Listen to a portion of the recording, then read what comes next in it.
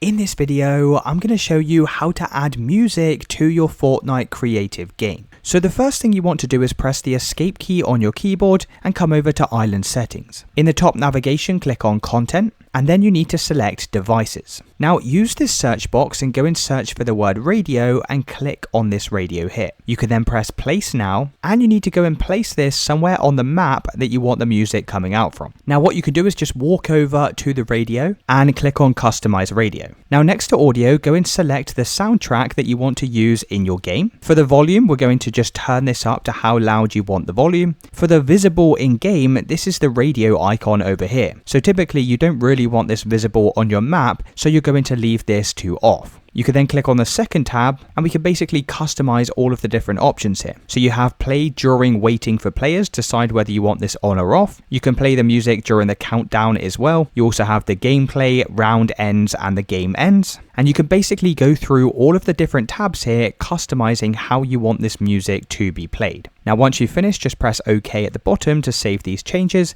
and the next time you go and launch your Fortnite game, it's now going to play this Fortnite music. Let me know in the comments if you found this video helpful.